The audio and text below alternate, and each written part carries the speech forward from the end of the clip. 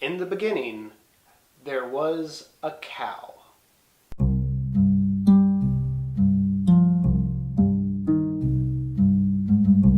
Gangleri asked, what was the beginning? Or how did things start? What was there before? Hai answered, as it says in the Sibyl's prophecy, early of ages, when nothing was, there was neither sand nor sea, nor cold waves. The earth was not found, nor the sky above. Ginnungagap was there, but grass nowhere. That is how the Prose Edda begins talking about the creation of the Norse world. As you may remember from Sunday school and another creation story, there was nothing. Well, except for Ginnungagap. There were other worlds before there was the world. There was Nephilim, the dark world, or Muspel, largely the opposite, being a very, very bright world. Contrasts are kind of a big thing in Norse myth. So there were all these rivers in Niflheim, and one of them, Elevagar, stretched pretty far. It created Ginnungagap, which was a void that was cold and dark and poisonous and not very fun. But at its southern tip, it began to warm up when it came into contact with the light from Muspel.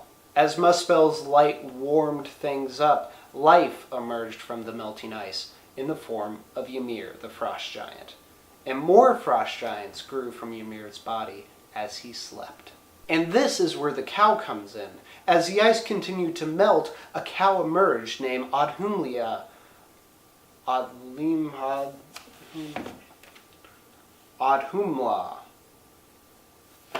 I shouldn't have started with Norse myth.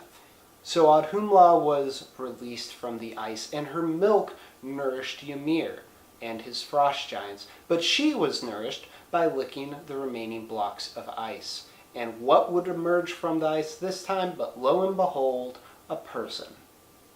Well, an Aesir, but they aren't really a thing yet.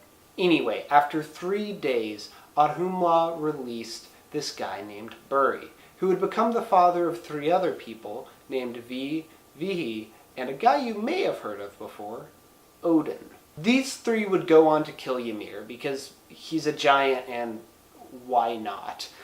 And after that, my favorite thing happens. From Ymir's body, Odin, Vi, and Vili create the world.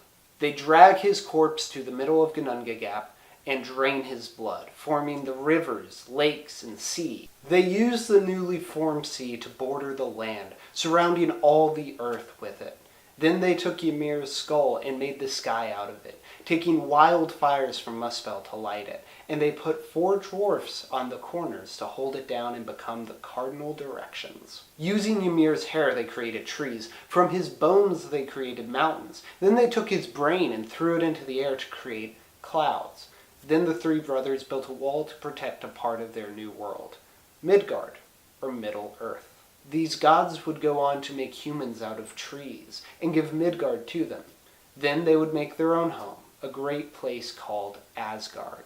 Our view of Norse mythology is viewed through a largely Christian lens. We don't have many sources from when these stories would have been told by actual Norse, and our best sources were written down long after Christianity became the dominant belief system. But even if that wasn't the case, I still think we could find a lot of similarities between creation myths.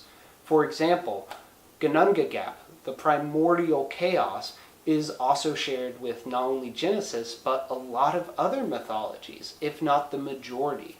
But the Norse creation myth also has some really wonderfully unique and even absurd elements that make it one of my favorite creation myths, and a great place to start this month.